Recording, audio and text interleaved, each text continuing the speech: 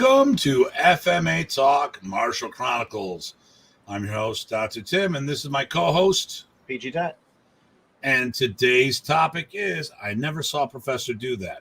But before we get into this, I want to talk a couple things. First of all, I want to thank our sponsors, which is, wait for it, Vulpus Training Blades, which more just showed up on my doorstep today. Thank you, Vulpus. Nice. It's not mine. It's Craig's order.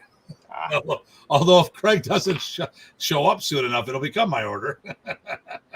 Fair. Because that's how I roll.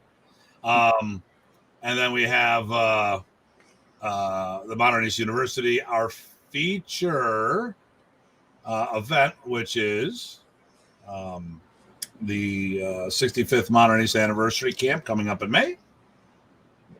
And that's about it. We do have a surprise guest tonight, and it is not Paulo Rubio. It's a new surprise guest. He's been on. He's been a surprise guest twice, and I like Paulo, and I'd love to have him on more. But I do have a surprise guest, and it's a surprise, and I'm not going to tell you. But I had a great weekend. How about you, Ty? No, I had a good weekend. Saw some people I haven't seen for years, literally. Yeah, so we did the Modern Art East Immersion seminar. Oh, here we go. We got something here. Unfortunately, I don't know whom it is. Hello from Manila. If you can write your name down, because it just came up as Facebook user. So, I am wonderful. I'm Maganda. And then Rich Parsons just said hello. Go figure. And then, Jeremy got it. Boom, made it. Okay, you made it in. Okay, there you go. There you go. Mr. Wolf. I think we saw him. We saw him. So with the immersion seminar, basically I do a series of, when I have black belt candidates, I do a seminar series to prep everyone for their black belt test. And we are shooting for we'll see what happens, to try to have a huge cadre this year. Well, because this is the 65th anniversary of Modern Art East, and my goal is to produce 65 black belts or 65 levels of black belt. So if we had 65 first degrees, or, you get 6 10 degrees and 1 5th degree. Of course, we don't do 10th degrees, but just throwing that out there because, there was only one GM. Remy, there we go.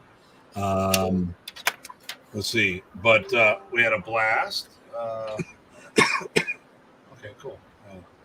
All right, someone messaged me in on the other thing. And, that May De Leon. Oh, nice. Nice to see you, ma'am. And, Bill, how you doing? And there's one above those two, too. I don't know if you got it. That one right there? Hetty. Yeah. Hetty, ¿cómo está acá? So, excellent. Yeah, no, this is good. This is good. I got to shut this thing down because I'm done with that other window, and I'm going to be focusing on the show. I had a great time. I was bummed out because I didn't know my students were going to be ready, and I see them at I see them at 7:00 at night. My adults, so. A lot of them are teens and adults that work all day or go to school all day, wearing masks because we have a mask mandate again, dealing with all this nonsense. And then by the time I see them, the energy is done. It's the end of the day. Yeah. And Mr. Sweeney. All right. How we doing? Louisiana. I must be driving in Louisiana. Are you driving there? Oh, you must be. Another Facebook user saying hello.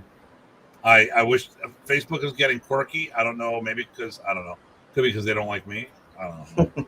And then Hede Mabute Naman Po. Okay.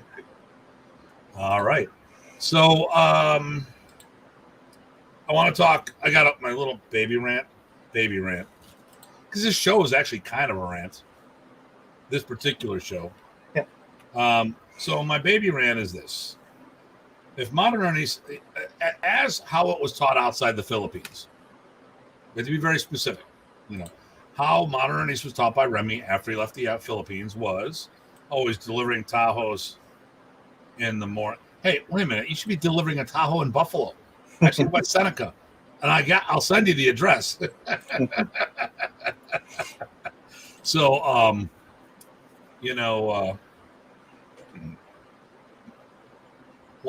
so as per modern Ernest was done outside the Philippines, it was the art within your art. Would you say that's an action? Oh, an Escalade. Oh, I'll take one of those. And that's even better, yeah. Even better. Would you say that that's fair assessment that maybe 90+% of Remy students in the States were the art within your art? Easily, yeah. Easily 90%. Okay. So, but part of that is when it comes to rank, part of that equation is, well, if it's the art within your rank has to do with your art. And it was an overall assessment and blend, and not necessarily on modern by itself. And so I think that's where we ran into some debacles, because professor would show you how to blend it in, and maybe things weren't necessarily the way you would do it in an FMA position, but more of a hybrid approach. What do you think on that? No, I mean, we saw it all the time. People with different backgrounds would move significantly differently. And it was pretty rare to see someone move what one might recognize as an FMA from whole cloth. Right. Now, it didn't mean that they weren't bad martial artists, but modern Ernest was basically taught two ways: the art within your art and as the art. And Remy was definitely going towards the art. I mean, he was tightening up the techniques. We shot the video of the forms at the last camp. And at the last Michigan camp, and then when we went to the Atlanta camp, or the Tucker, Georgia camp, he had me teach all the black belts on the side, take them to a separate room and say, this is how he wants the forms from now on. Because he wanted to really push towards that standalone program, because as good as the art within your art is to get the message out, it has no sustainability. It's tough. You know? Which are acceptable deviations because of your background and which aren't. Right, yeah. That's the tricky part. Well, I mean, let's think about this. Okay, when everyone was doing Parker's Kempo and Parker died, what happened? They went underneath someone they liked, or they did their own thing. Okay, what happened in modern Ernest? A lot of people went back to their primary system. You know, it worked. And we lost a lot of bodies. We lost a lot of good people. Hey, Frank. Oh, or in a lot of cases, didn't go back. It's just that went back to the. That became the whole first thing again, as if they weren't doing the other. Right? Because some people were, a lot of people were doing it in addition to whatever their art was. Yeah.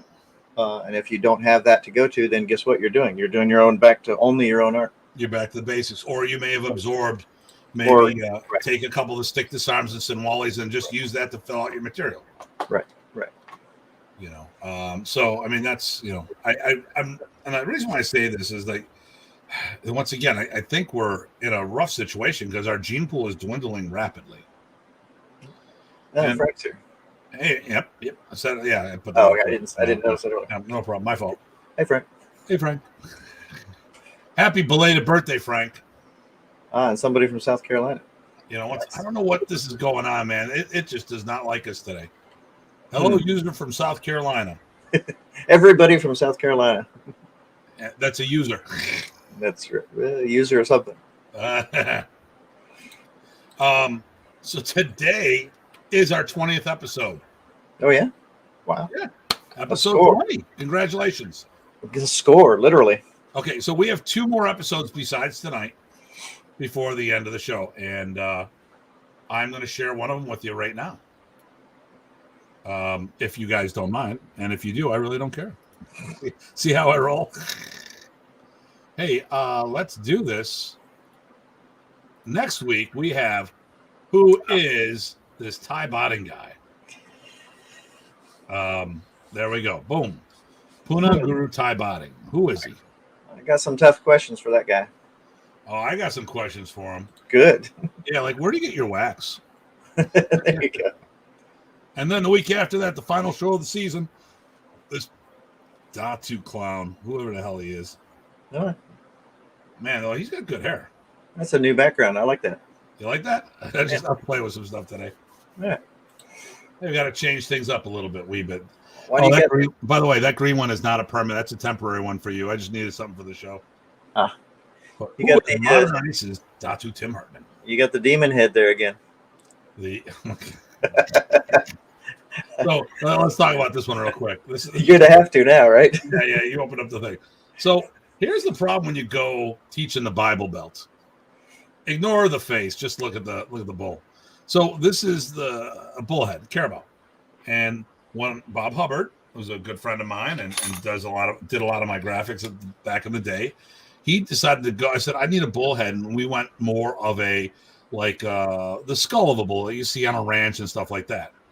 So the Filipino script down the middle. This is actually for this has become more my personal brand now than anything else. But this is for the Astig Balintawak branding. So these are the people that I do Balintawak with one way that affect me in my Balintawak. So BPT. Mm-hmm. So the first person, P, who got me doing Balintawak, who taught me something, was Remy Praces. Mm-hmm. But the first official Balintawak teacher was, wait for it, Ted Buat. And then a mentor, who's been a very good mentor of ours, Bobby Tabuada.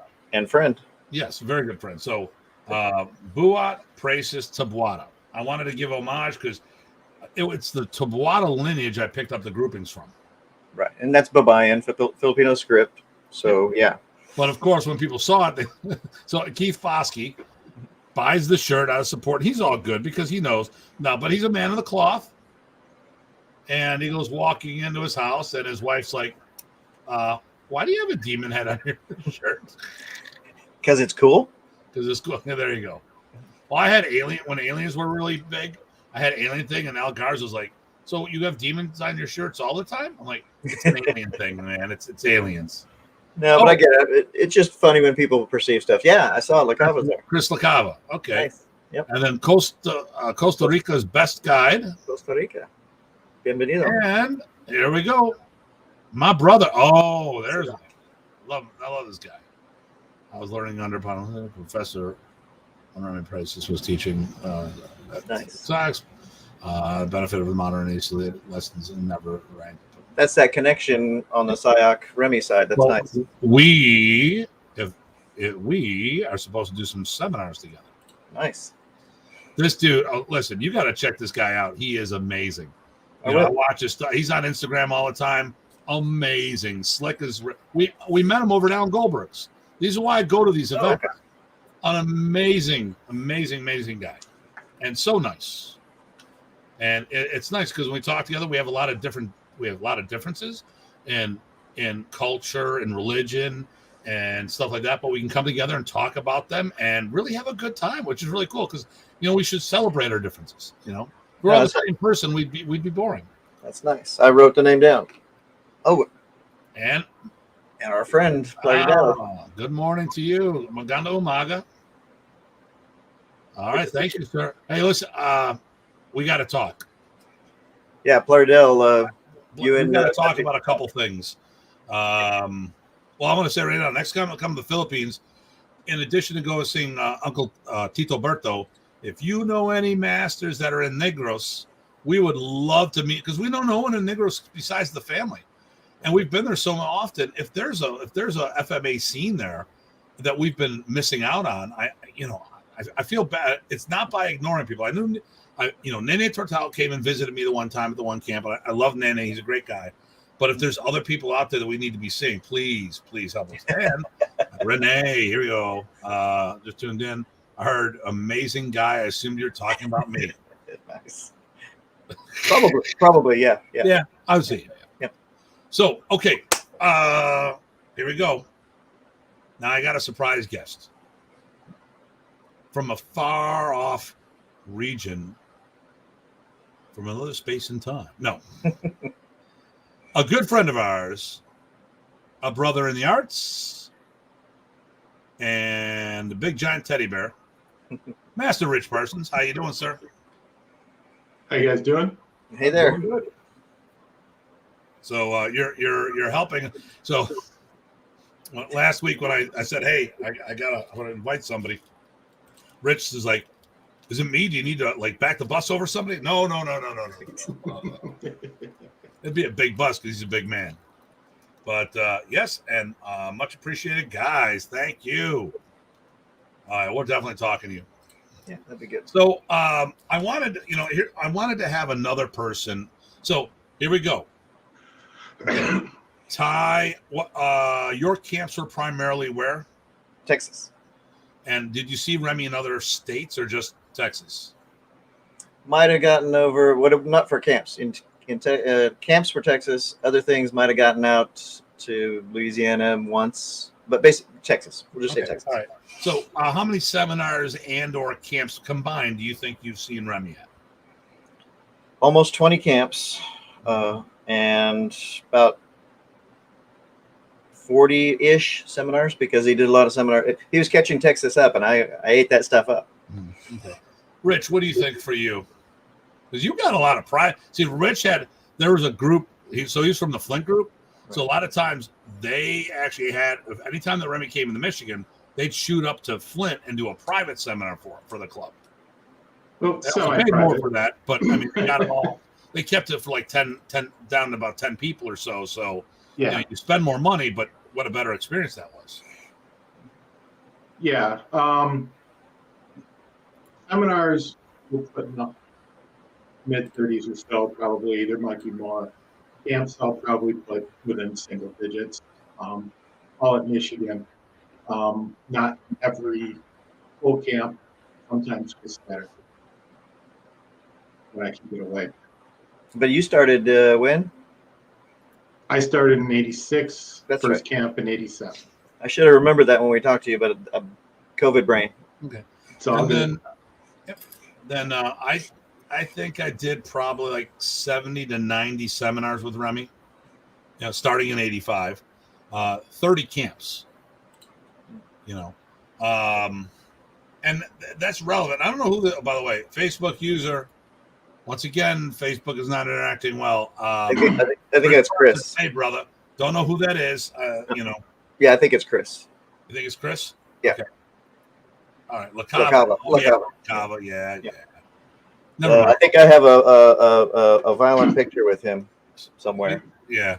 Oh yeah, you do. You got a face full of karambit and blood and. Yep. Yeah, and he posed for it. He didn't even do it. It was Ryan. Yep, that's who he said. Yep. There we go.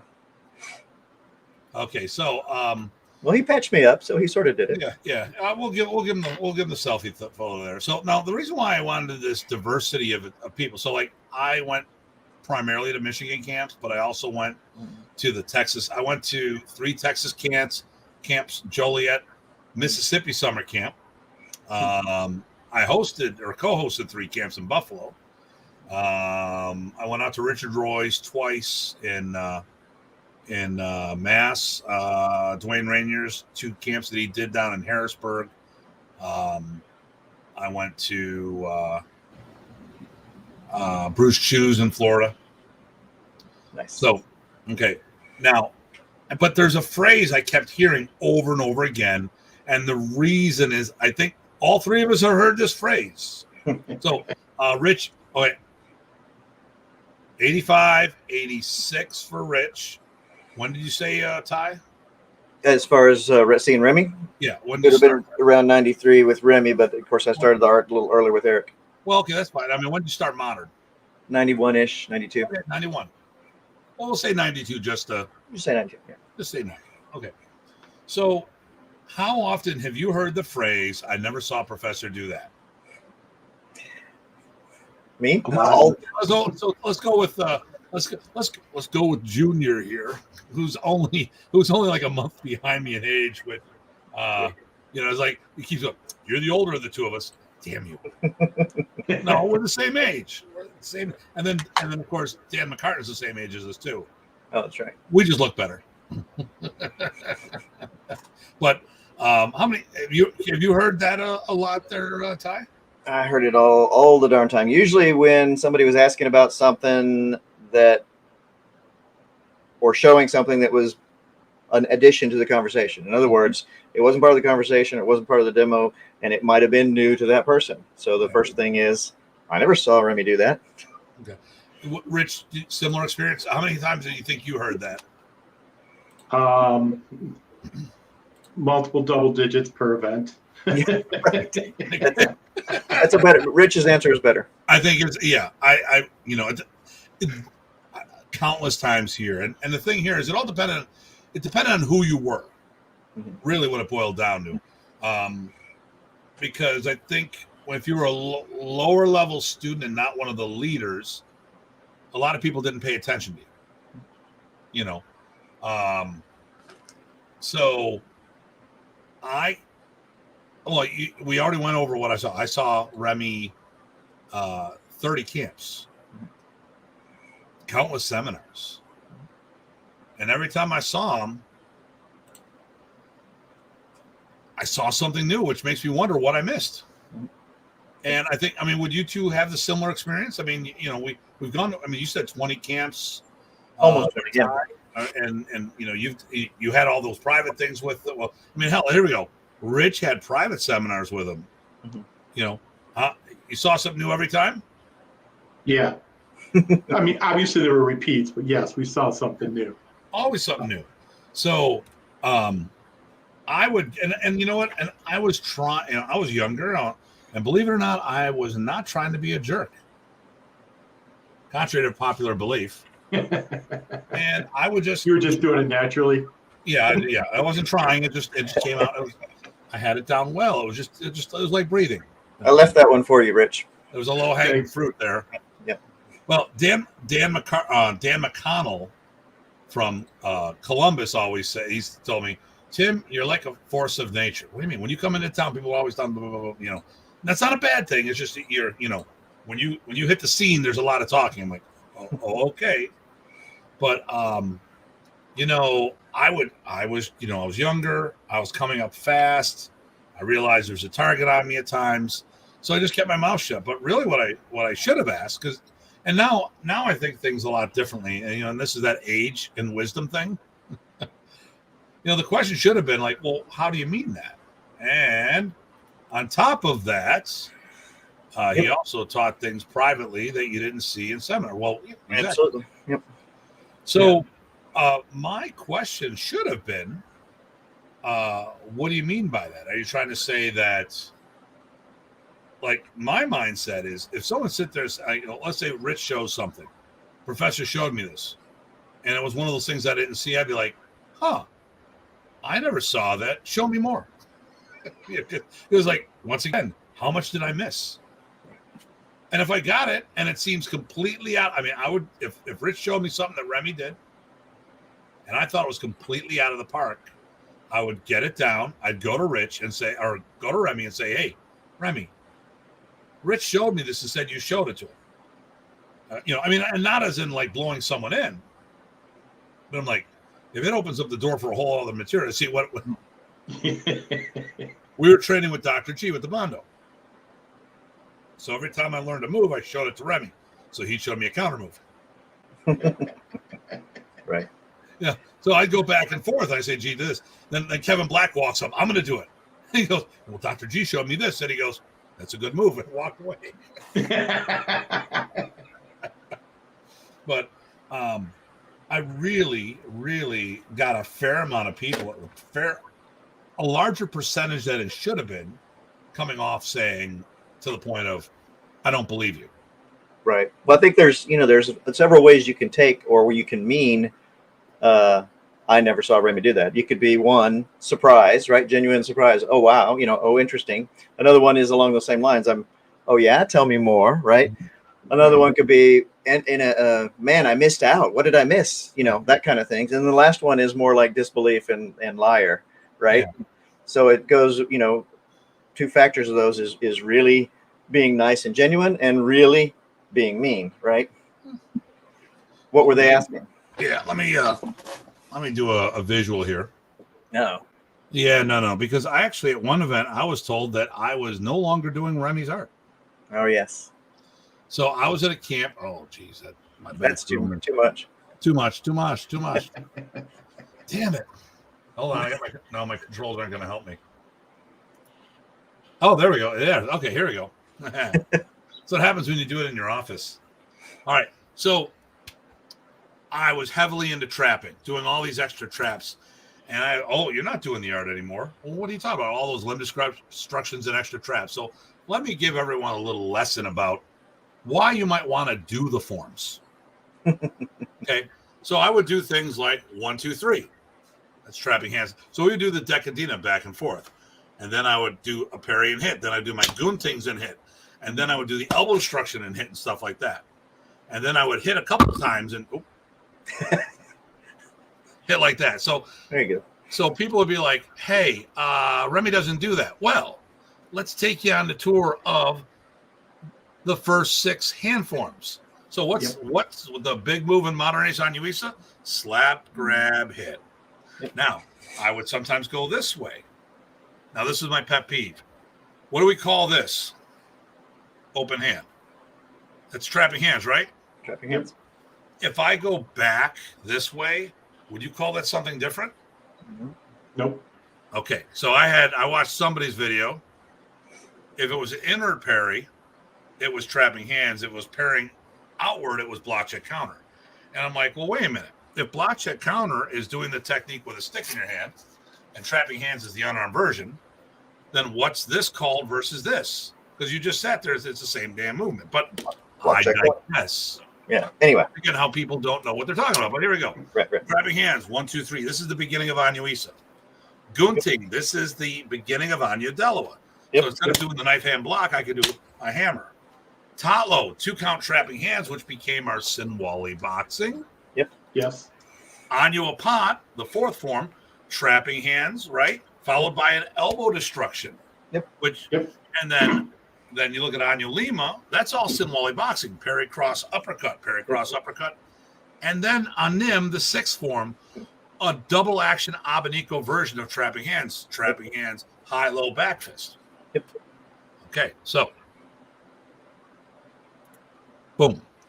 It's interesting that people would actually say, ooh, do I like that better? You get to see more of it. No problem to myself. I'll hold you guys up. Do you like that better? Depends on people want to see our backgrounds or our faces. Yeah, I think the problem with the background, it throws it off a little. Yeah, faces is probably better. They can, because for those people, let's do this. What if I do? if the sound is icky, they can see the lips. How's that? Unless they mumble like this. Give us feedback. We'll do this for a little minute or two. If you like this one or prefer the other way. I think I vote the other one, but okay, we'll see what the folks say. Yeah, let's hear it for the viewers. But I can do it with a click of a button.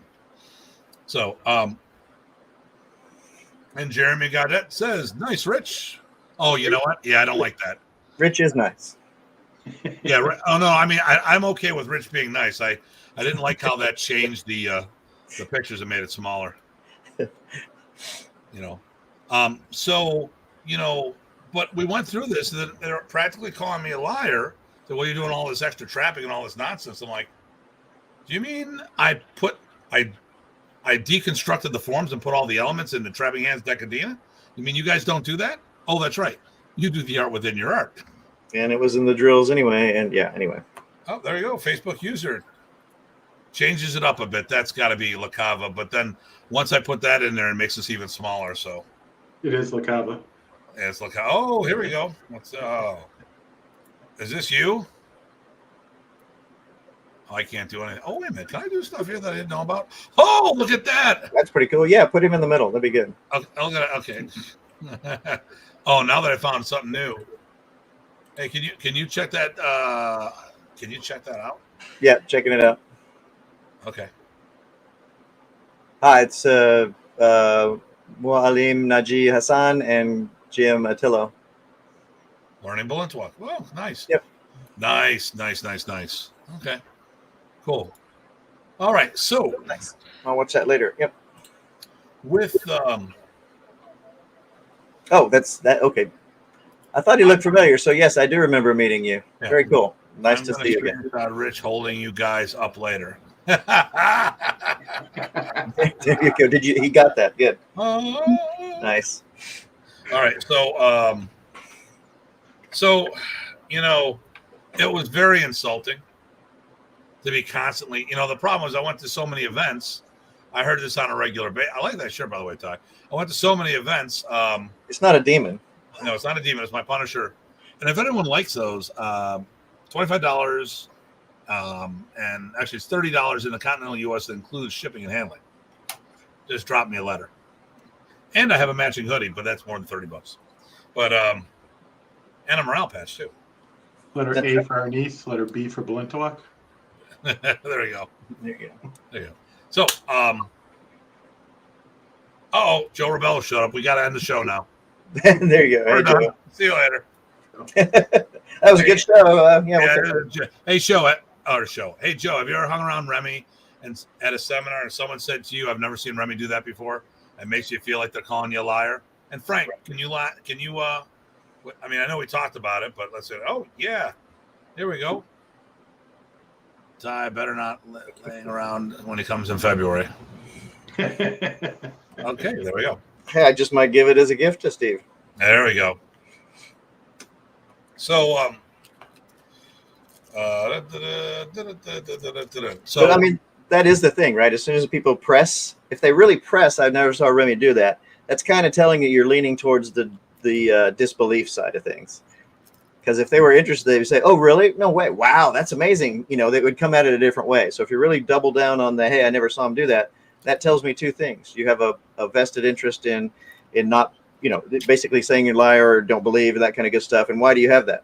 Do you think you saw more than everybody else? Does anybody really think they saw all of Remy all the time? I didn't. I didn't. I wish I had, but I didn't. I'm going to double down on that too. So there's another thing. I never saw Remy do that. Some of the things we noticed from Remy, or at least I did, was what I felt. So it's not just see, it's feel, it's notice, it's appreciate, it's sense, any of those things. And he would always show you more than he showed you. Yeah. Gee, thanks. Of course, the time I demonstrated the Años with a sigh. There you go. I never saw him do that. There you go. Hey, here's this goes back. For those who never met Remy and only have the footage of that we see online, I do not envy your position. I got to feel it. And okay, when you look at Danny Inosanto, who's amazing, phenomenal skills. But what you see, there's no misunderstanding. When I saw him demonstrate, it was like that live, the same vibe. I knew what was getting at, I saw what I got. It was just cool. Oh my God, it wasn't video editing; it was real, right? Because he's a cat. He's amazing. The problem with Remio, half of Remy, is feeling, and that will never if you've never had Remy grab you. I remember David Battaglia is here in Buffalo, and he came right out and said the one time, "Listen, when I work out, I'm a sweat hog. I get really sweaty really fast." He goes, "Remy had me up to use to do locks, and I started slipping up. And oh my God, what a hand straight!" He went. It was like a gator just holding on to something, And I've had that happen where I started slipping and it stopped really quick, really, really, really quick. Okay, the only reason why he did that is because I brought them to him here. The side demo, yeah. Yeah, but still, you got to see something he didn't that others didn't, and some people might doubt that he would ever do that. Right. See, that's the whole thing. Here's I would ask those people: have you ever seen Remy do the forms? No, but there's evidence if you've ever seen the original videos. But you never saw him do them publicly because, well, if I was in the room, I was the one teaching him. Something about like 91, 92 on. Okay, here's another one. My base art is White Tiger. Bak Fu nice. Stone has a lot of trapping hands. So it was second nature to me when Professor did it to me when I trained in Los Angeles in 82 with him and Mike Rapolo. Cool. All right, my man. White Tiger and White Eyebrow. Okay. I never met Professor, but I met a few of his modern ace guys in the Phillies. Yep. And everyone has a different feel. Like I love my favorite modern guy who's still living besides myself, because everyone tells me I love myself. So what the hell? Thank you, Tim. But I embrace it. But move the camera just a wee bit. Riddell the Gun. I think he is probably the closest to Remy. I mean, he missed Remy's evolution when he came to the States. He doesn't have the locks and controls. He didn't have the left versus right tappy and stuff. There's a lot of things that the Filipinos in general don't have because Remy created them later, including like the hand forms. When I talk to Pinoys and when I talked over there about the forms, they're always showing me the 4-stick. I'm like, no, there's 8 other forms. Mm-hmm. Really show me. They pull a stick out. I was like, no, they're open hand. Really? And right there, when people talk about it, oh, look, if you take what you know and deconstruct things, it's there. Yep. You may not have seen Remy do it, but he gave us all the pieces. Remy gave us the alphabet. We can learn how to spell our own words. Mm-hmm. Let me see. And train with a few of Ernesto's guys, too, which is a whole nother side of the coin, which, if we have time, similar but not the same. Right. But good. All good all the way around. I was going to say, and the other thing is, and Frank brought it up, is not only would Remy show something different in privates, but there's a difference between seminars and camps. I have a whole couple drills that I have because he showed us at a seminar because somebody moved wrong. So I have a couple of drills that Remy created on the spot that I still keep because 1, Remy created them, and 2, I had plenty to work with from them. It's actually a good lesson, and I share those. And people never saw it before. It doesn't matter. It's something we got. What about techniques that Remy did that he felt that it wasn't appropriate for the masses that he tried doing? Right. We talked about this bicep throw we did at camp where you go on the outside, you do trapping hands. It was basically on your Delaware. Once again, deconstruct your forms. Right. He'd hit you in the face with the elbow and then come down on your bicep to throw you. Mm-hmm. It was an amazing throw. And Remy could pull it off without having to hit your face. Right. But there were some people, if you didn't hit them in the face, they weren't going down. Right. Or his walking throw, right? Some people could never get that. I don't like the diving throw. I can do it. I can do it off the Anuisa when you do the doubles, the bolo punch into the spin. I do the diving throw off of a headlock, but off of a punch, it was just never my thing. And the thing here is, you got to understand the difference between Remy going off and I saw the evolution of the number 5 disarm. Mm-hmm. Whereas tip down, you parry it across, you grab, you hit with your forearm or your puño. Yep. Then all of a sudden, it was hit with the puño. Then it was hit with the forearm. Mm-hmm. Then it became a strip across the belly. And hello, Miss Beth, how are we doing tonight? Oh, nice. That picture would be better if it was like Tire Eye instead of Sam. Or Rich. Sam would probably disagree. He's not here. Wait a minute. Is he? Let me go back up. Oh, he was here. Yeah. Damn. Okay, he heard me.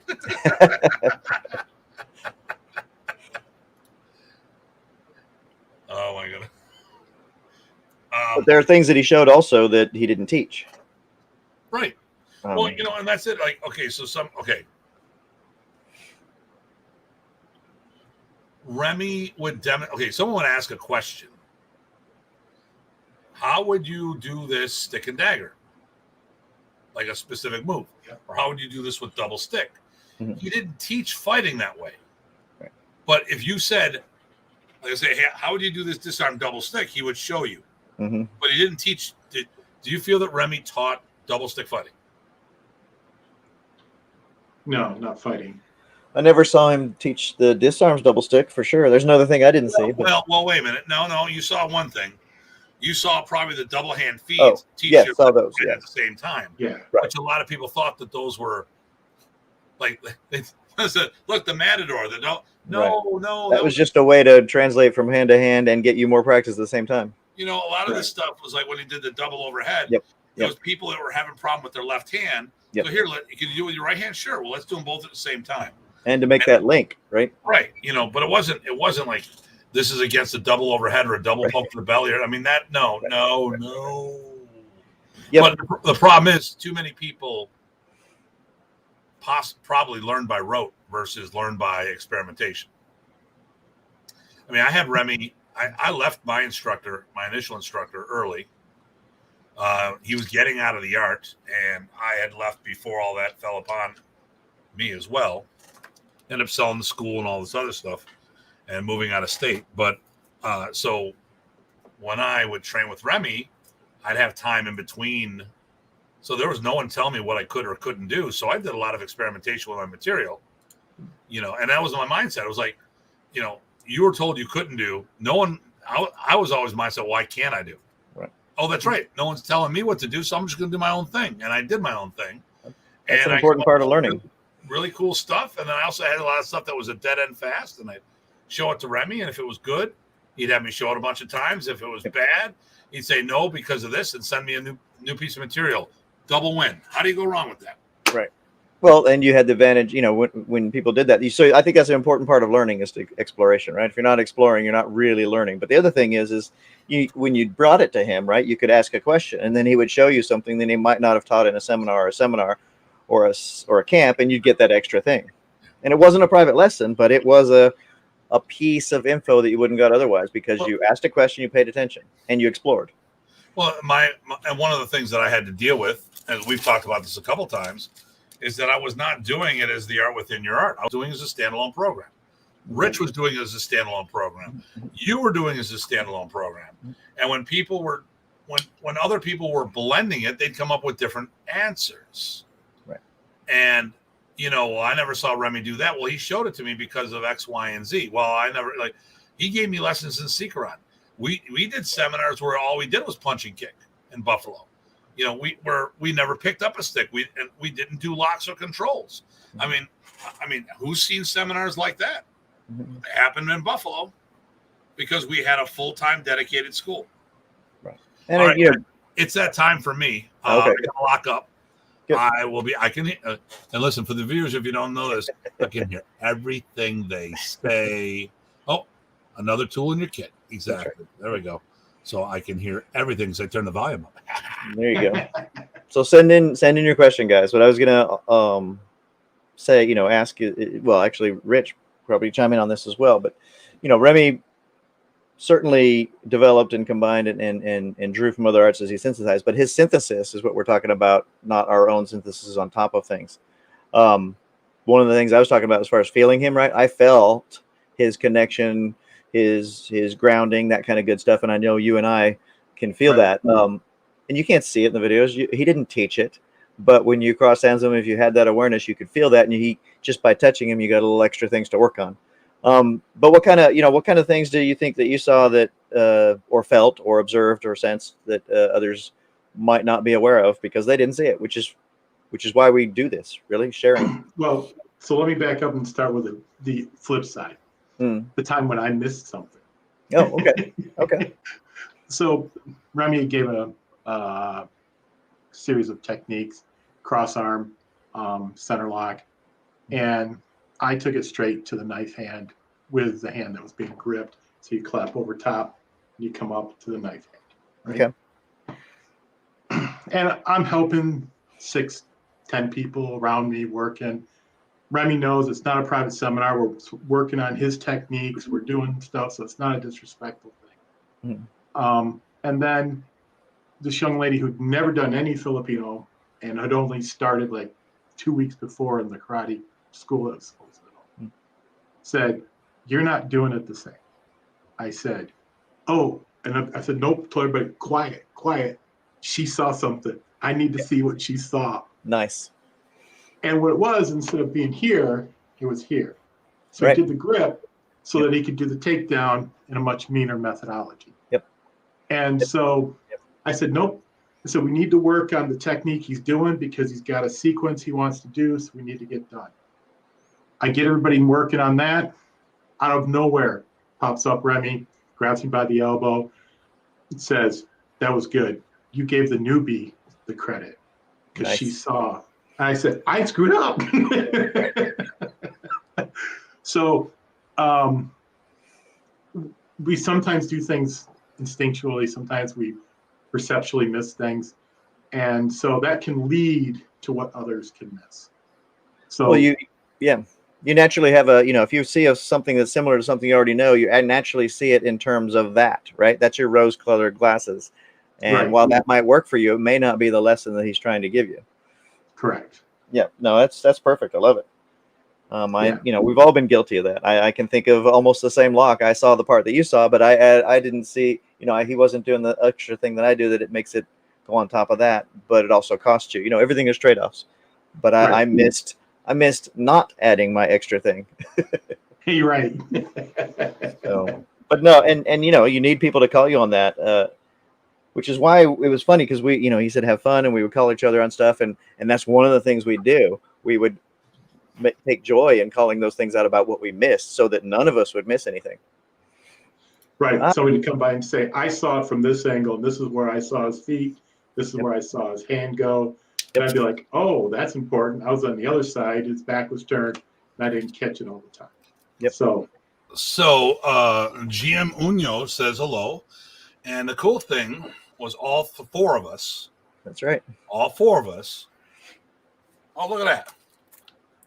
Was in that video. That's right. Magandang umaga, sir. No, umaga. No, that's great. In fact, actually, we were speaking of forms and noticing details. I think, I'll walk through some of the forms there when we were visiting him. Yep. So, and obviously, when I go to the Philippines, we're going to be talking about a whole bunch of things about the future of my Kun Tao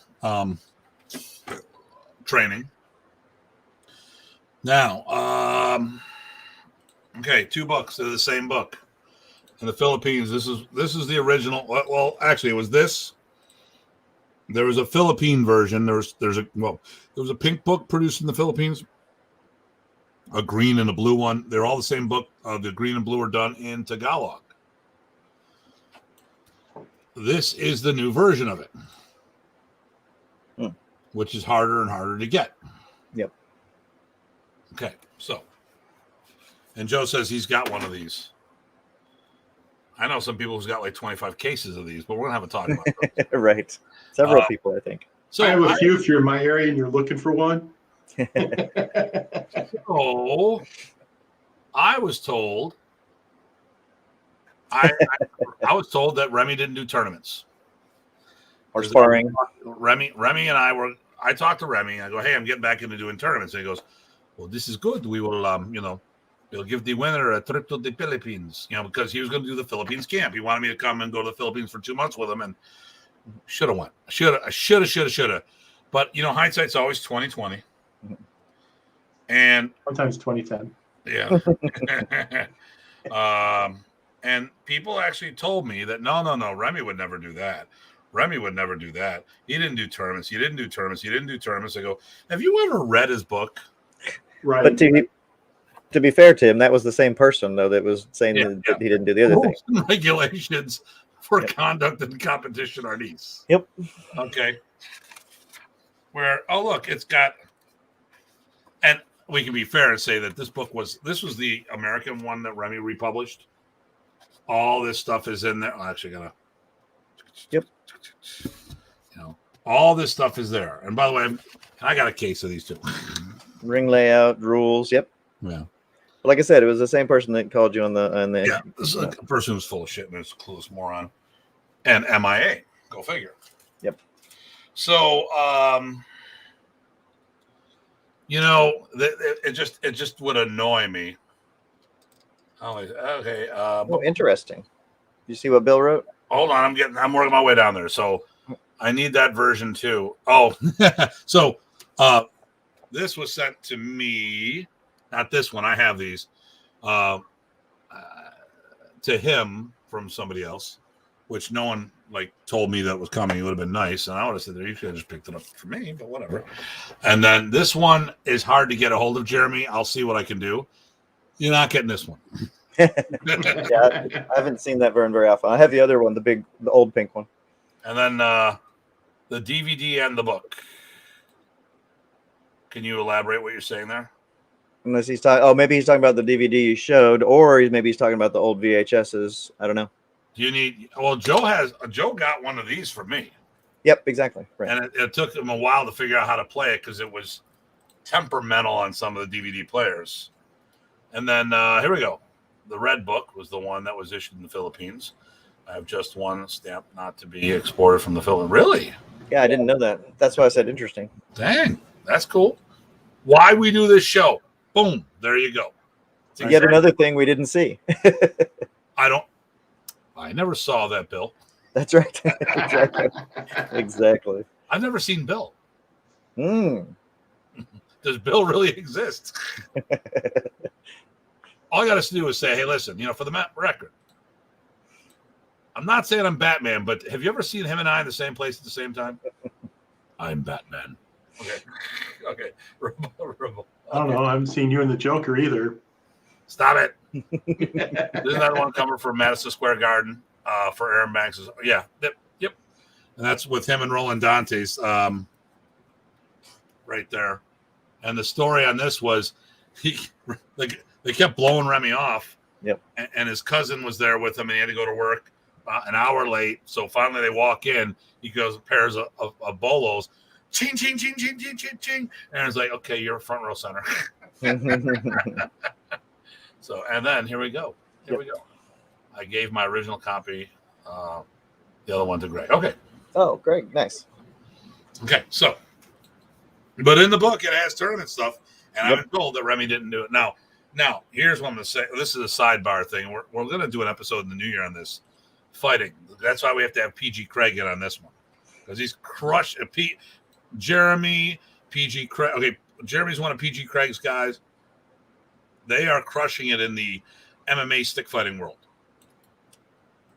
Along with this, then I have an alter ego from the old FMATalk Chronicles. Yeah, I know who you are. I know. We've butted heads back then when I was never on that forum, but I was on, of course, the Scream and Digest. Were you ever on Martial Talk? No, not really. Yeah, well, I remember Scream and Digest, but that was a mail forum. Yeah, email, right. We chimed in on that, and I remember butting heads with Dieter once or twice. Well, Modernistas experts. No, we don't use that term. Well, in the DAV. Well, that's not Modernist. That's the DAV. You want to talk about what Modernist is doing, you need to talk about what the IMAF is doing. So,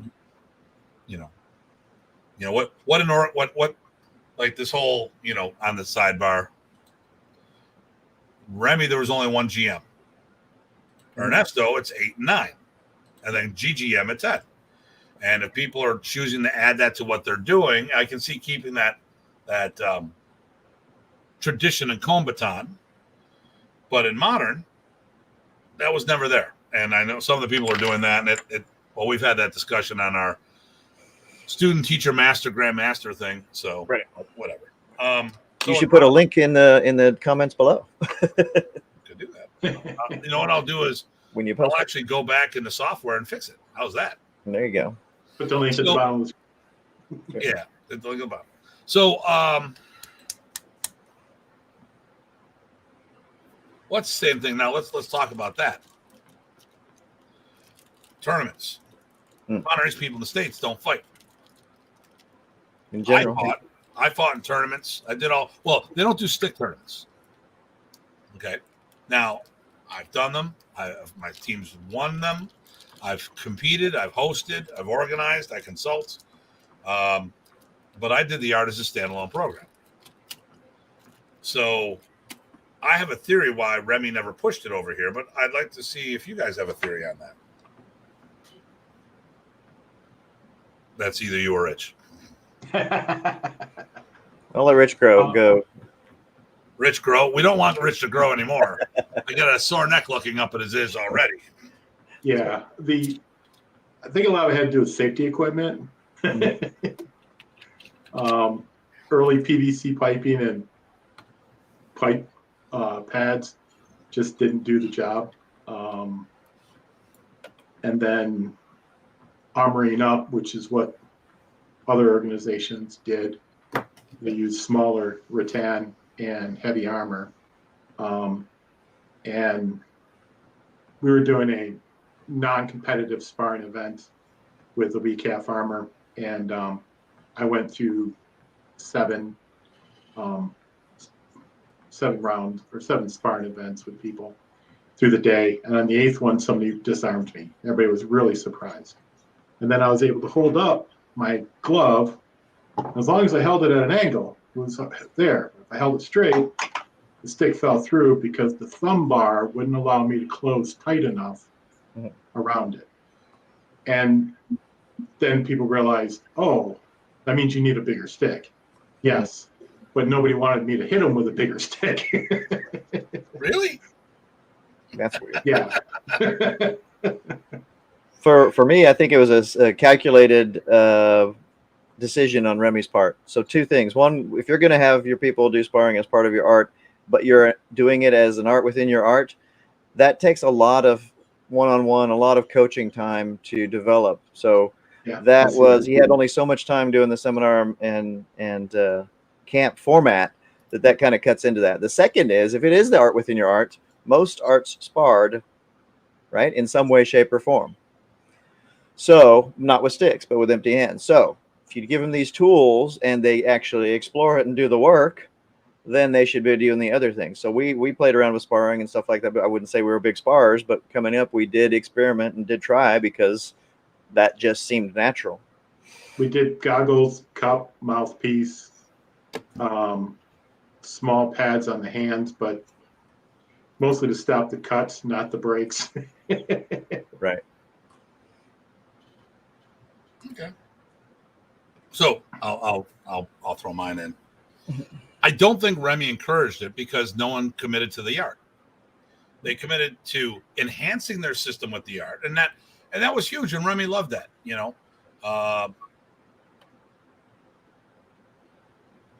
Let me see. Well, that goes with Ty's. I'm pulling this up here. I have alter ego. Let me know. Here we go. Okay. Tell Right. here that he didn't do stick tournaments. LOL. But he was one of the few. Okay. Well, okay. Well, let's go into this here. I was at a stick tournament in Chicago. There were nice guys there with a competition, and I fought with the Valentois. So let's Yeah, I think I was there. let's talk about this first and foremost. And this is when people get a little twisted on something. So sometimes we talk about things, and I talk about the norm, not the exception. Right. So if we were to say modern Ernie's fights because my school did and still does, that would not be an accurate portrayal of the modern Ernie's community. Writ large, right. At large. When someone tells me they do seminars in the art, I go, really? What do you do? Well, I do in-house seminars. Does anyone from outside the club attend? No. How many of those seminars do you do where you go outside? Maybe once every other year or so. So to me, I don't consider that doing seminars per se. I mean, but then again, I'm a tough act to follow. Pre-COVID, I was doing 30 plus seminars a year for 2 decades. And global too. Right. So when I talk about no one in modern does something, I'm talking about numbers of significance. Yeah. Now Doug Pierre did WECAF. I'm not going to take anyway, right? Doug Pierre, WECAF champion. Ed Pilsitz, another modern East WECAF champion. And the author. Oh my God. Bobby too. Another champion? Rick Mitchell. Rick Mitchell. Right. Well, and then Andy's group in New York, they fight too. Well, they don't fight in tournaments, but yeah, they fight amongst them. Yeah, they fight. Yeah, they do. They do stick boxing in an in-house type scenario.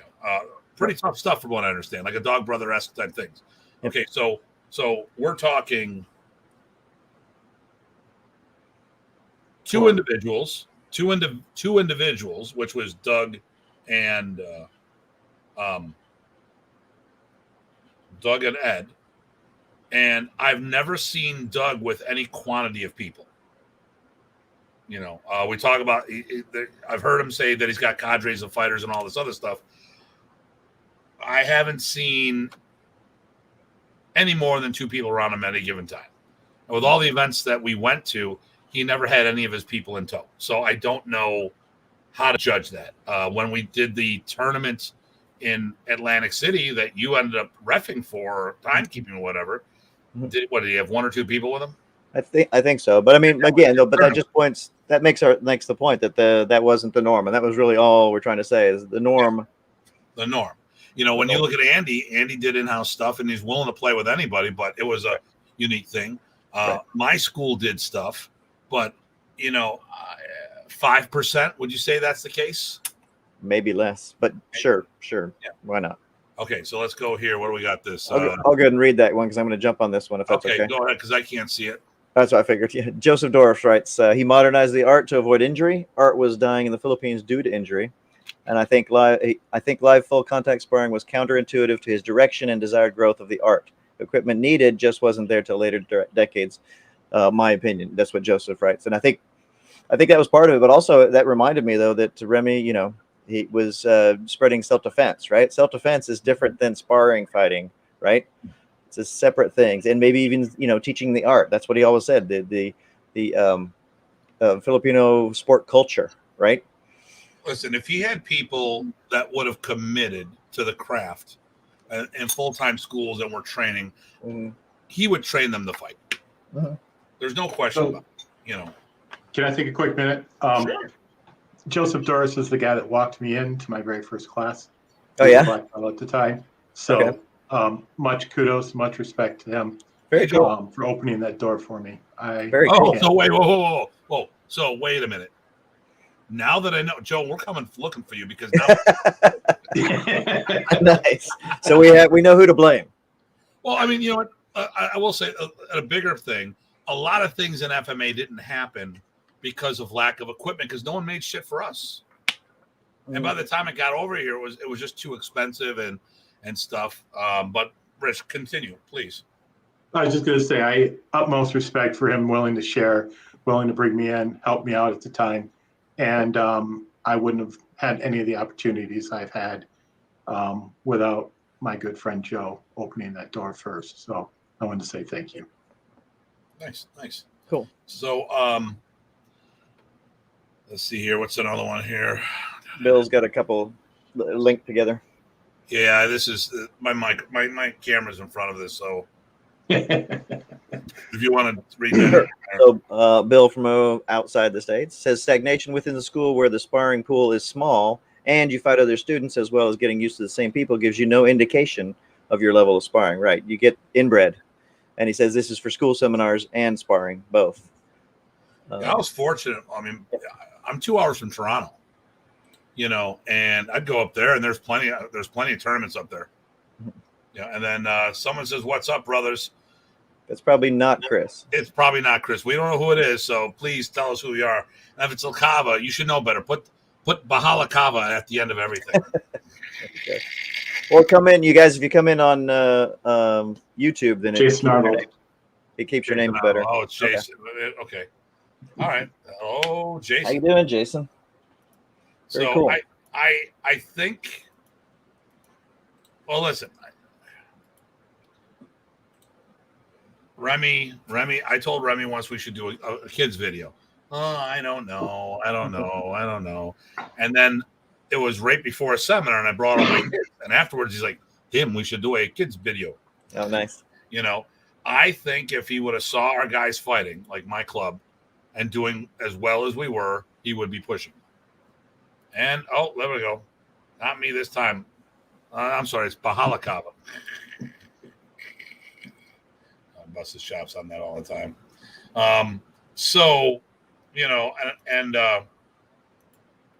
Remy, if we were doing well, Remy would encourage it. Yep. I mean, Ed Piltis became world champion. That's one of the reasons why he got his ESA. Because of the skill set that needed for that, Okay. Now, I am not a huge WECAF fan because the problem with WECAF, there is a minimum armor requirement. There's not a maximum armor requirement. Mm-hmm. And some of the people that do things, they will wear hockey pants and stuff like that, and they'll beat people because they don't feel the same stuff.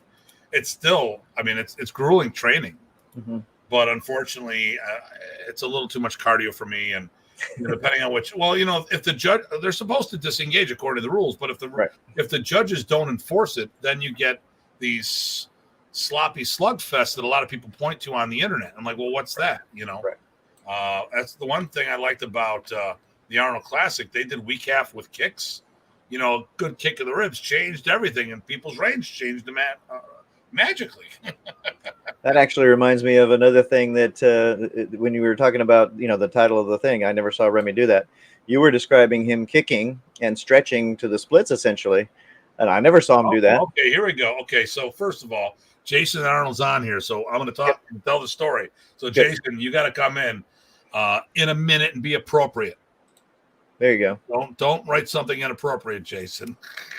So when I was the first lesson, I was talking to Remy. I'm like, okay, well, what do you do for kicks? And he started giving me all these exercises. Like, listen, hold your hands here, hold your hands behind your back. And they still told me the story about Sikaran, how it started by holding in your, if you put your goods down, if a band of bandits came after you, you put your goods down to fight one, the other grabs your stuff. Or if you've got a kid, you got to hold on. I joined Sikaran. It was the same lesson they gave me. Of course. So, but then Jason, okay, so Dr. G and Remy Pracis only did 2 seminars together, and they were both here in Buffalo. Yep. And Remy didn't want to do them. He wasn't Remy. There was a lot of talk. So here's the problem. I would do stuff and people would talk. And sometimes these people were trying to put wedges in. Oh, Tim's going to leave. Tim's going to do this. Tim's going to do that. And I would get calls from Lori periodically. Well, Remy's concerned about this. Well, he doesn't have anything to be concerned about. So for years, I was trying to get Remy and G together. So finally, I get it done. He finally agrees to do the 2. And the 2 of them, oh my God, they were mercilessly just picking on me back and forth. I'm like, I'm the ball on the ping pong table. Because I was the ping pong table one time. I do too. Yeah, of course you do. Okay. So then, more clashing and caveman strikes. Yeah. Yeah. So, Dr. G teaches the second one. He asks, hey, do you mind if I do a stretching session first? I'm like, gee, I mean, he does all this kind of stretching stuff. Some of the physiotherapists over the years, they're like, yeah, you really don't want to do that per se. But he had some great stretches using stabs, ropes, all this other stuff. So Remy's sitting on the side. He's watching. He goes, Jay, come here. Stretch me. So he gets the leg up. No, higher, Jay. Leg up, higher, Jay. Leg up, higher, Jay. He gets the leg behind Remy's back, and this is where Jay makes some comment about wanting to pull a $1 out of his pocket and give Remy a tip. But that's that was Jay. I didn't catch that before. It was Jason. Jason. It's so I'm cutting that off before he writes something inappropriate. But hey, Jay, please, can you confirm that story? Nice. I think he needed therapy after that. But I mean, then he goes after. How often did you see Remy take the floor with anybody? Right. I mean, you would see it. Like if Wally was doing something cool, Remy would like, come here. I want to see this, do this. And he would do something. But I mean, Remy and Wally were constantly crossing things over. They were constantly sharing material back and forth. And Jay is not anywhere to be found. Okay, damn it. There he was chiming in, and now he's not around to help me. But it was Jason Arnold, who was Remy's partner on that. It was awesome. Well, and you were describing how he kicked you upside the head, basically, or in your triceps. Yeah, I was like this, boom, boom, boom. Right. I'm like, will you stop it? Will you stop it? And I'm like, how often do you see Remy kick? Jeff Lieber had a story. So it was the first Buffalo camp. It was 1989. It was the winter camp. Remy takes me up. He does does a trap, holds my arm, does a 3-kick combination to me. Knee, waist, armpit. He goes, yeah. I go, yeah. He kicked me 3 times. He goes, Tim walked by and said, don't break Professor. Nice. No, he's here. Maybe it's just slow, because remember, these comments are slow. Yeah, there you go. I had him flat on his back and his foot over his head. Nice. That's amazing. Yeah. I mean, I never got to see that because, after when I got to him, his gout was pretty bad, so he wasn't just physical. 2000. Oh, so he could. Oh, wow. Oh, no, he was stretching all the time. I mean, wow. We end up sharing a room at one of the events, and he's doing different things all the time. I'm like, walking in, I walked in, he's wearing Speedos. I'm like, oh, you're killing me. He was rooming with David Hoffman. David Hoffman had an ear infection. He goes, Tim, I will room with you. I'm like, I don't know if you want that, man. I snore. Here's another Facebook user that says hello, which I need a name because Facebook's not interacting well. Is that Jason again? Yeah. Yeah. That's I'm here as Jason. Yeah. Yeah, but I think the hello is somebody else. Must be a new person. Now we got 3 anonymous. No. Still folks. Jason. I'm looking at it on a different feed. Okay. Oh. Okay. Okay. All right. Well, then it's all good. Okay. But oh my goodness, it was just I could do that too, I guess. But he would be stretching and doing all this stuff all the time. So it's so that it didn't surprise. I mean, it did and it didn't surprise me. But who saw that? Right. Well, Jay firsthand, and then me like, yeah, don't break them. I don't know. I've never seen Jay do that, so I'll have to ask him to do that to somebody else. To someone else. Okay. Nice. Okay, Jay. You need to put Rich's leg behind his head next time you see it. Crack. I have a bone saw. It just works easier that way. But once it dislocates, it's easy.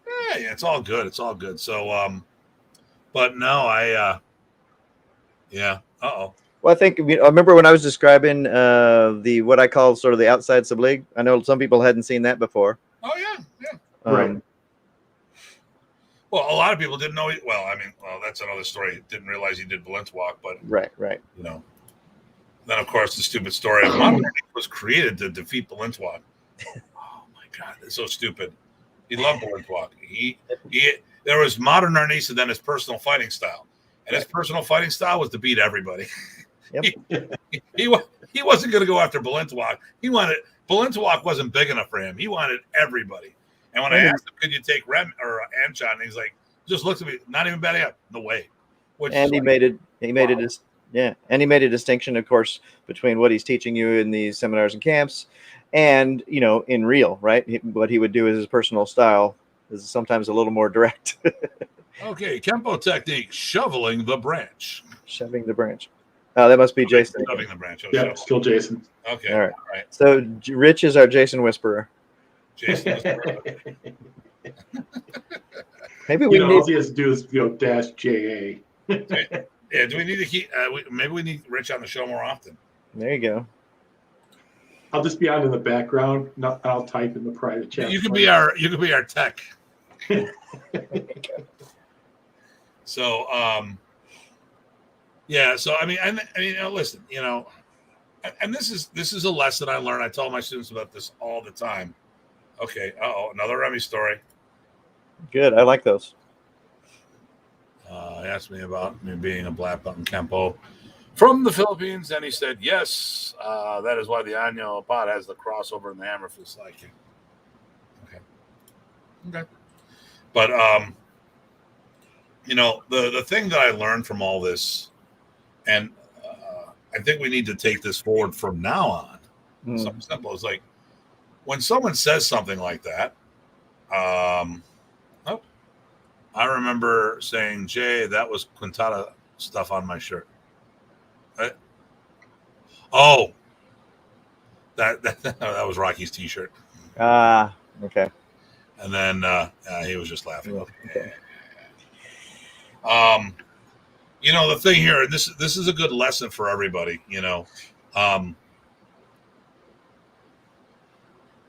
When people walk around, and words matter.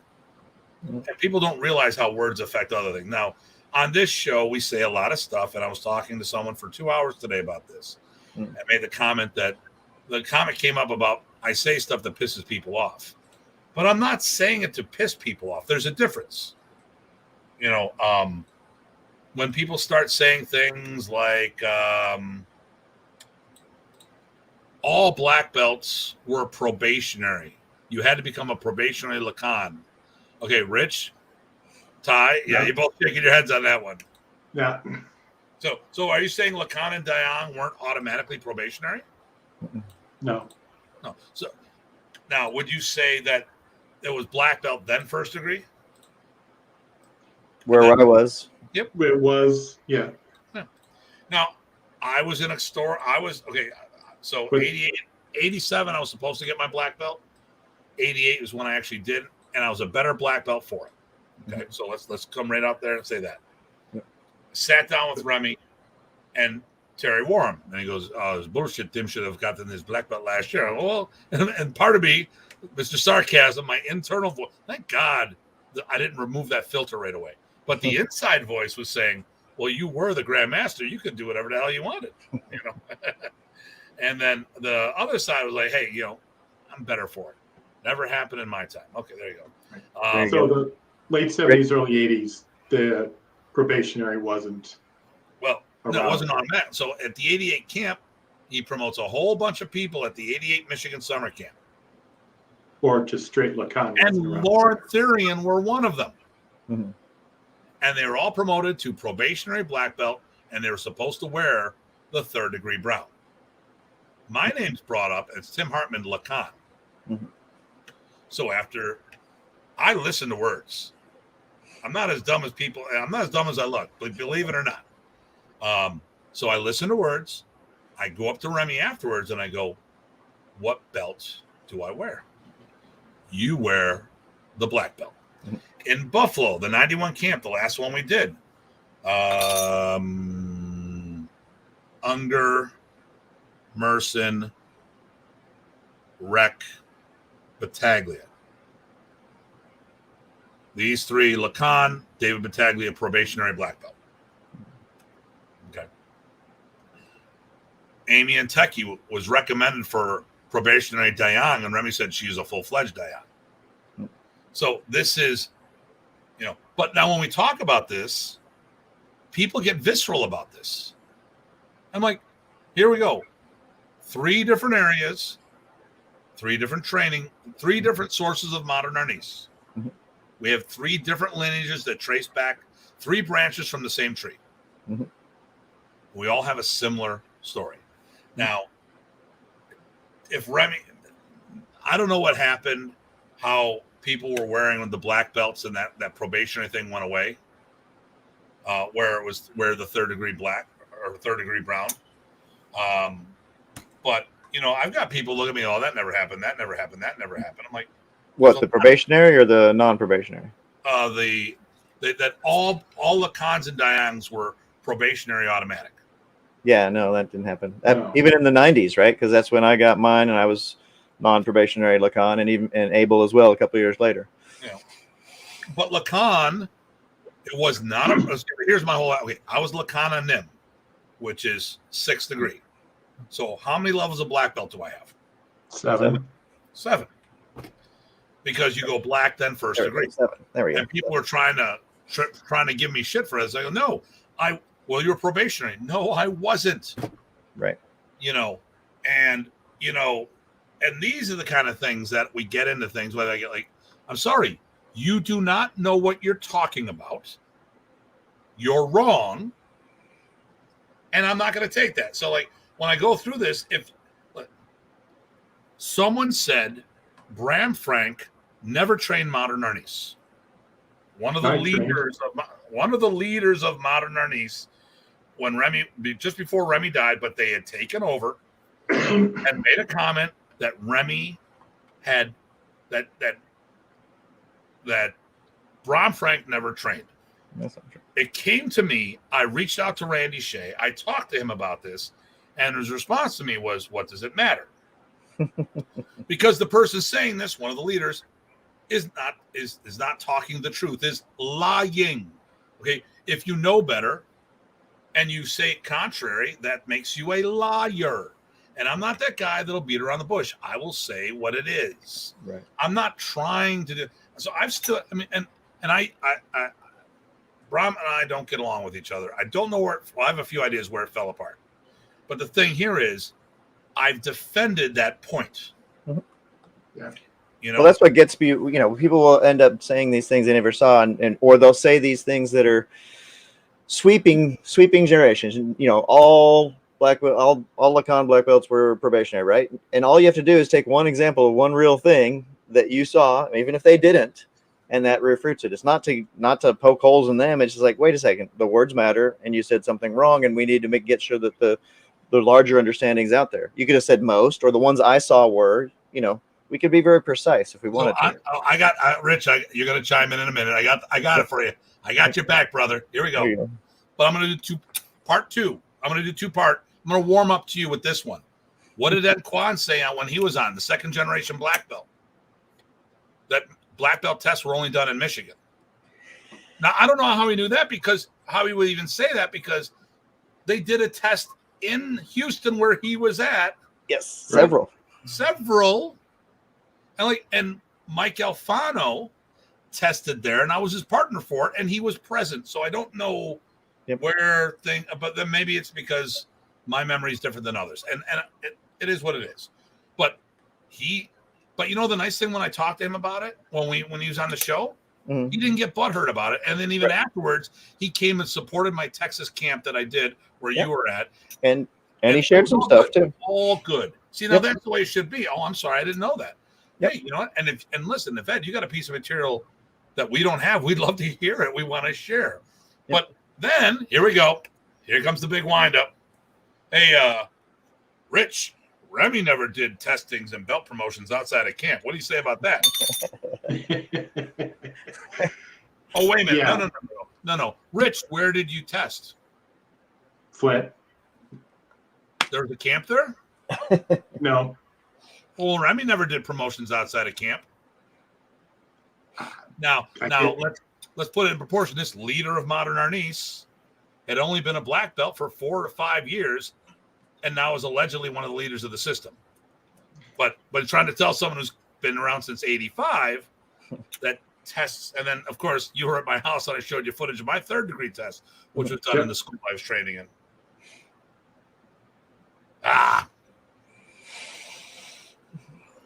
That's what people get. They twisted, right?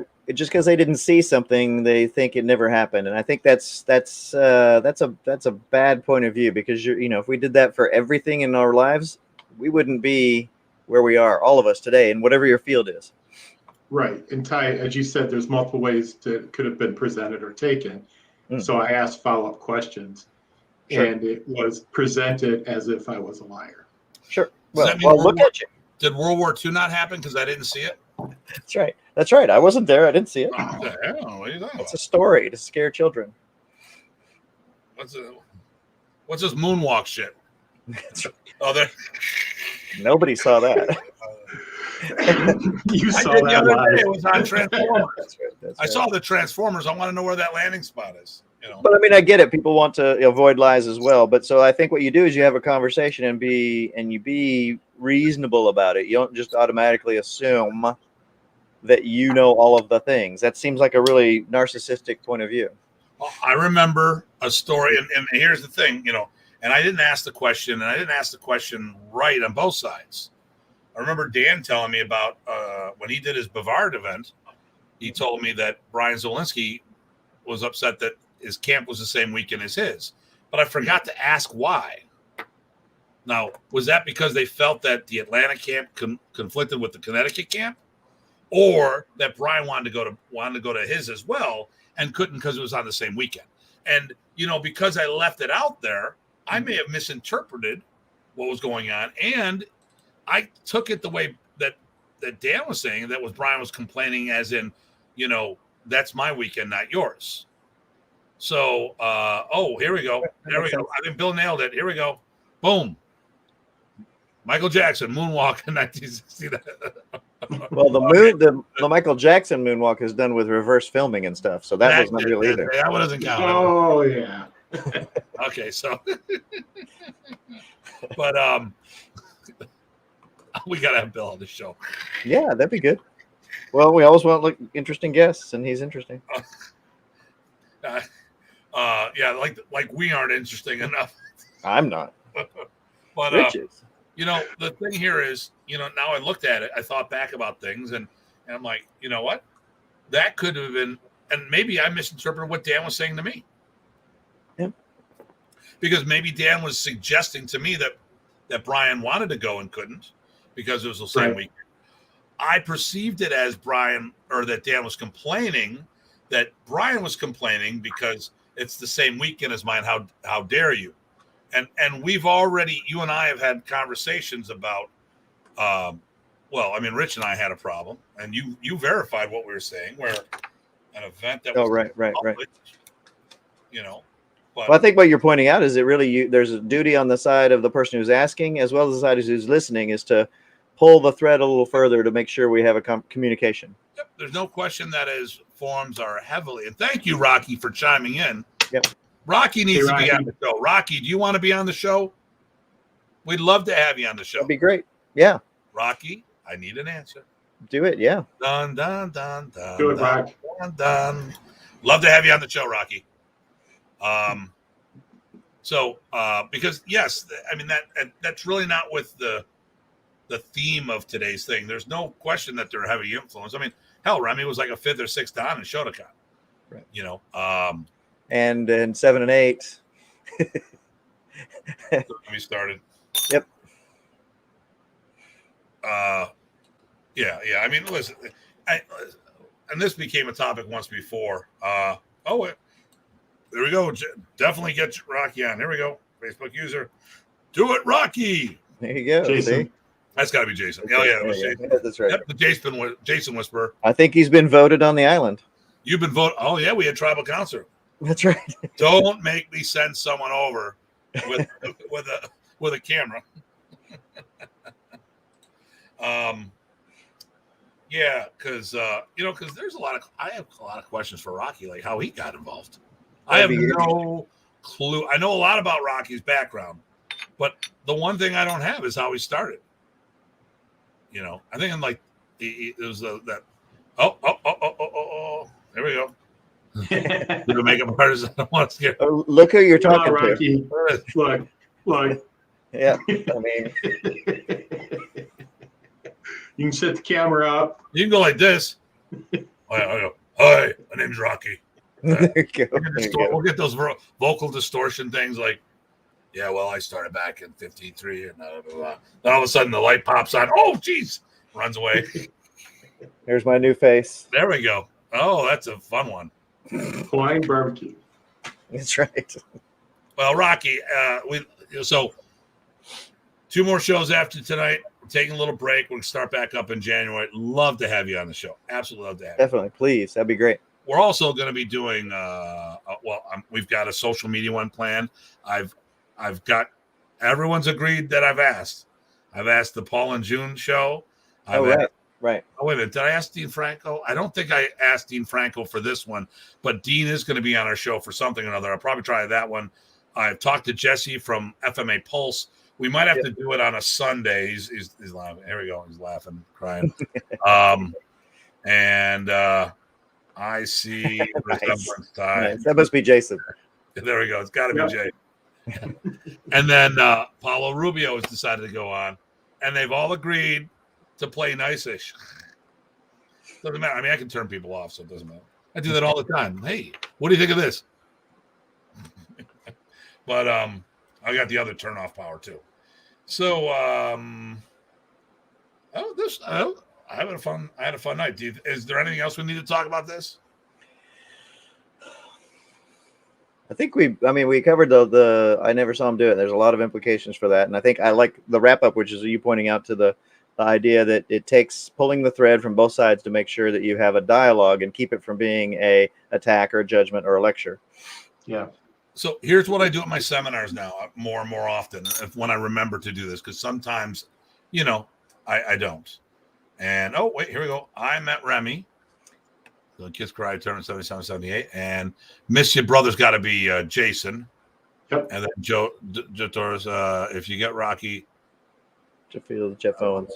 Core Michigan. Well, Jeff Owens said he'd be on the show, but he's kind of like gone and walked.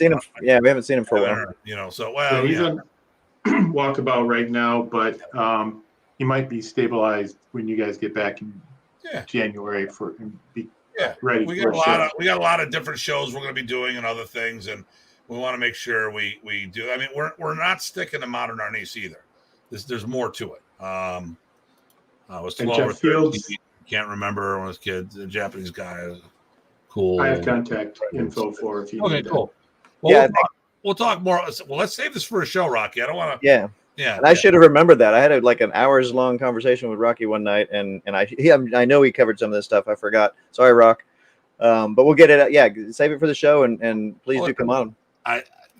it's also an opportunity to get him on the show. Yeah, please. I don't want to tell Rocky's story. I want Rocky to tell his story because That's right. There's questions I have. Good questions. And the other thing too is, listen, we don't have to do a whole show. If you only want to hang out, if you only have time to do like a half hour, we can make it quick. Or if there's a topic, I want to talk about fighting in Modern East. So there you go. Yep. That'd be a good one. And not only fighting,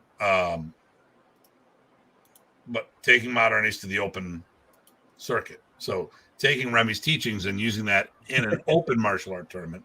Right. Did he just say something else? What was that? It was Rock, yeah. Oh, yeah. Yes, Jim Power. Yep. I figured. Yep. And then good seeing you guys. Okay. La Cava, yeah. Chris La Cava. Okay. Cava, yeah. So here's what I'm going to ask for all of our users. First of all, if there's anyone that would like to be on the show, let us know. We would love to have more people on the show. Okay. I'd like to, if you know someone that's good for the show, like Jeff Owen said he'd be on the show. If you're still up for it and you happen to see us, let us know. Rocky would love to have you.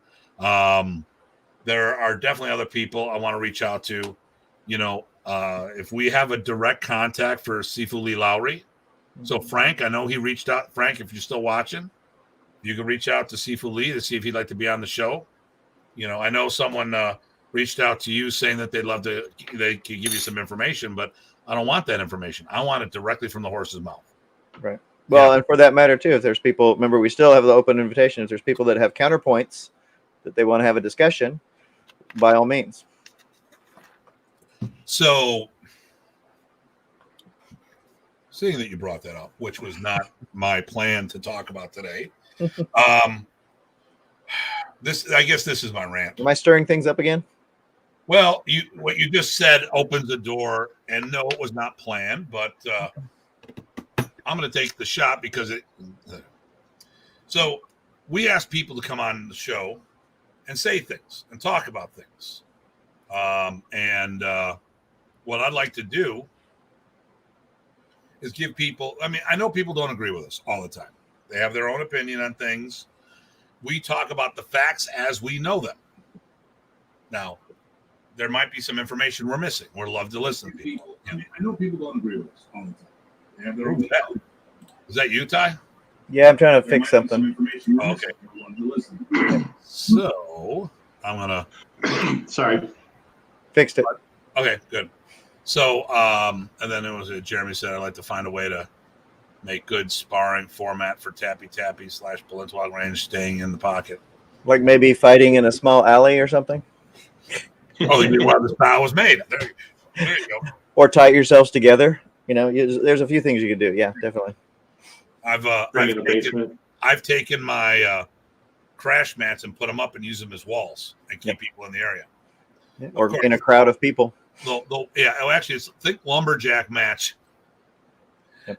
Stay back there. But anyways, we talked about some people who didn't agree with what we were saying. We've invited them on. They have then made some monologues on the internet. I don't want a monologue. What I want is someone to come on board and talk so we have a dialogue, a two-way communication. So when I heard that video, when Anders had made that comment, well, they asked us to say something. Hell, you can't get us to shut up. No, we asked you to interact with us. We asked you to be on the show. So, basically eliminate Largo. Yeah. And then stand in tires. Yeah, there's standing tires. I don't know how effective that would be for stick sparring, but doorway fighting. But anyways, we would love to have people on the show. If you want to be on the show, if there's a piece of information you have for us that may change our opinion, I changed my opinion on the black belt expiration date a little. I've modified my view because in modern Arnis, your teaching credentials were linked more with your belt, not the teaching certificates. Mm-hmm. That was more of I don't want to say a consolation prize. That was your what is it? The doorbuster sale. basically go home, start a training group, come back, and we'll rank you, which was a great way to get the thing going.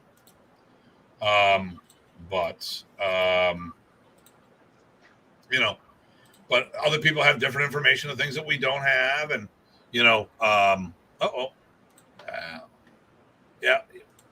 Okay, Rocky. Let's get you on the show so we can talk about that. So I'm okay, Rocky. I'm not gonna put your stuff up. I'm not gonna talk to you now because I want you to have content to talk on the show with us. Oh, okay. All right. So unless his strategy is I'm going to tell you all this stuff so I don't have to come on the show. So I'm just going to cut him off. But listen, if people don't get me started on expiration teaching certificates, we're wrapping the show up, so this is not the time.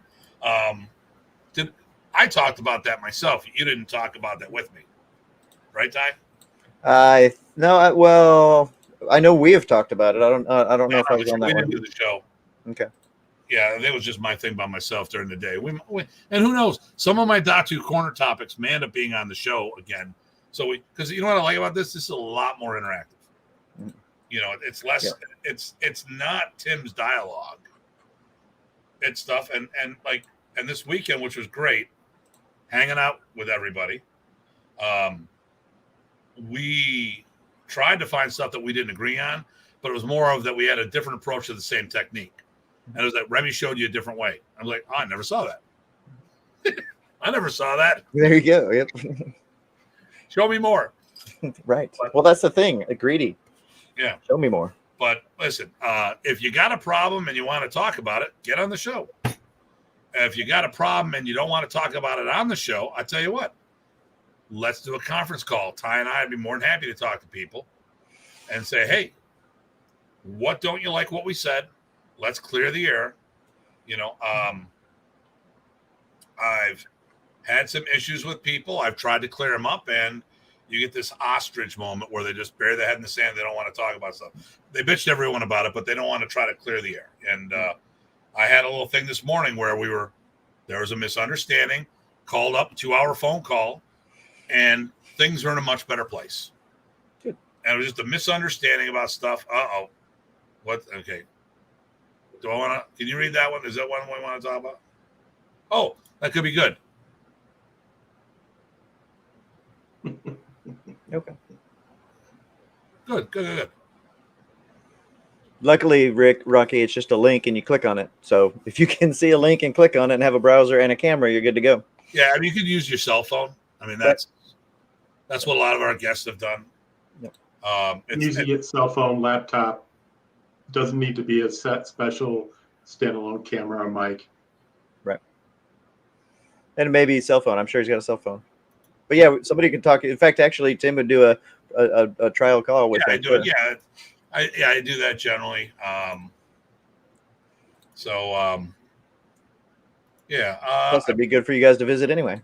Yeah, it'd be cool to have a little conversation. So I think we'll wrap things up. So first of all, this weekend there's 2 events. Sam Wolf he's doing EDT seminar down in Mount Gilead, which is like 45 minutes north of Columbus. Excellent. And then Ty, PG Chad, and myself, and others will be at the Fall Fling because it's still fall, even though the snow came down.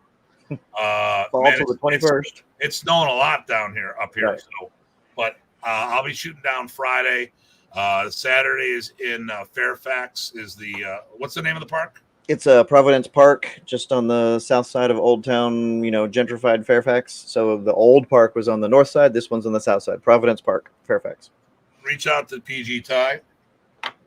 Give PG Chad a hug for me. Oh, yeah. I will do all of the things that nobody's supposed to tell about, yes, to him for you. Okay. All right. I'm a ladle. So anyways, that's about it. So, Rich, you got anything you want to say? Anything coming up? You already did your thing with Bill, or is that still coming? No, it's still coming. It's 2 weekends out, but we're good.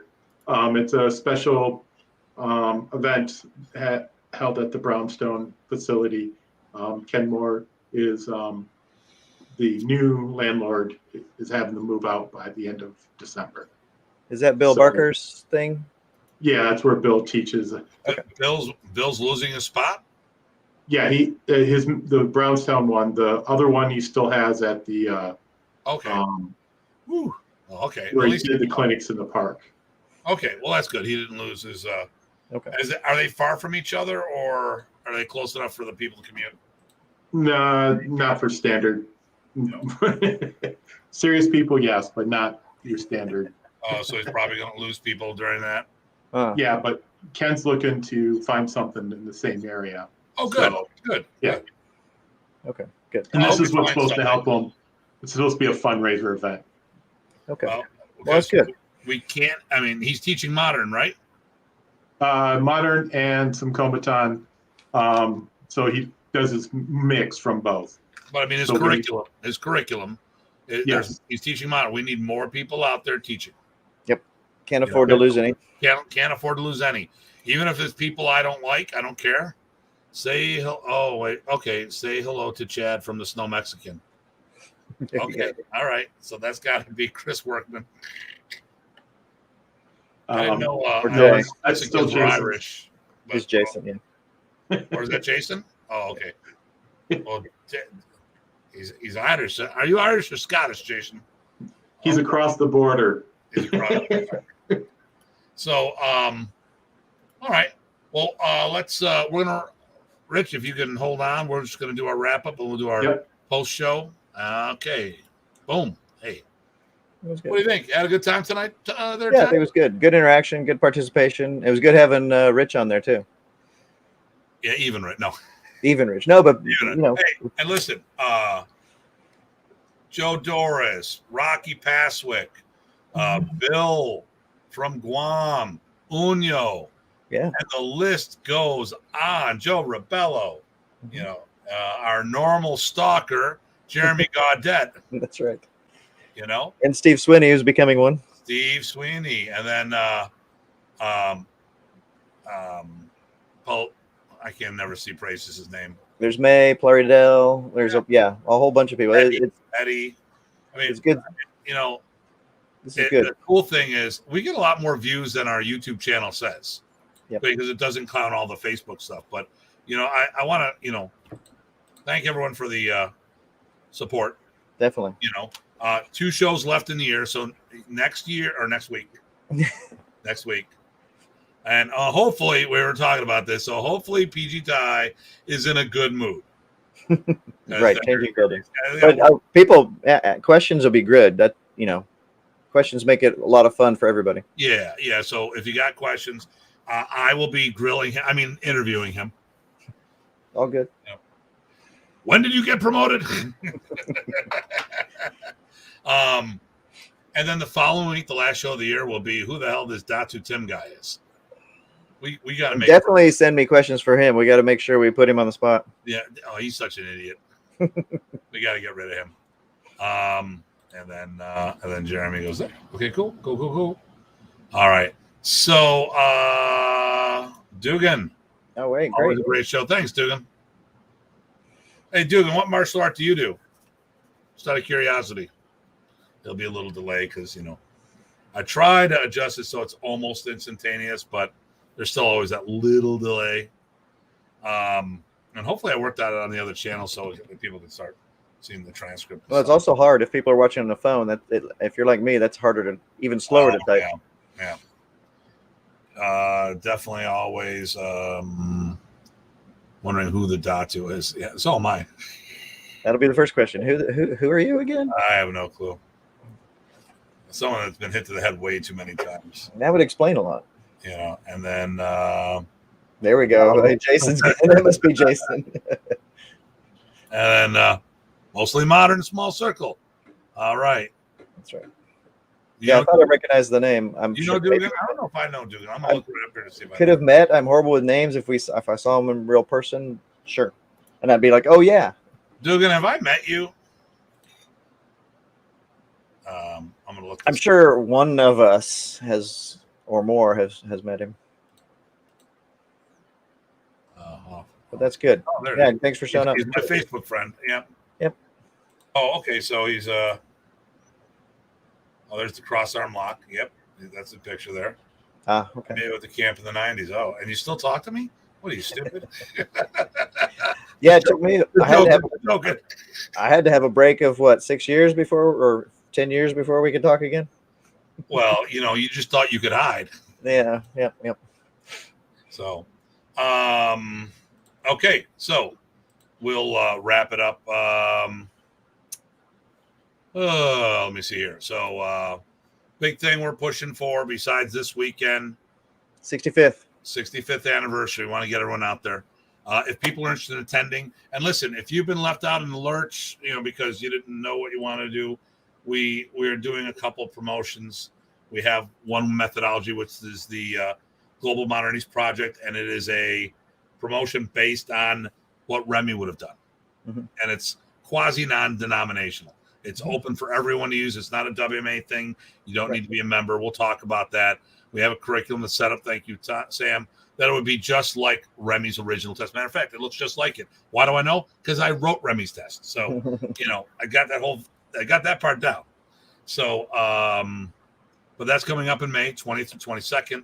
We have people on the Ernesto side as well, because Remy didn't do it without the support of his family. The art may have gone in a different direction, but I was able to get the brothers to start talking before Remy passed away. And if I had time, I would have had the two of them teaching together. That'd be awesome. At least one event. Because I know worst case scenario, I love Remy. Remy will make money. Oh, his students will become yours. Oh, well, let's do it. Not that would have happened, but you just got to know how to talk to the man. But all right, listen, pleasure as always. Thank you, my friend, for coming on board and doing this with me, because I can't do it without it would not be the same without you. And then all the people who come on the show, Rich, who's another frequent guest of ours, Paulo, who always adds a little flavor, and all the other people who've been on the show.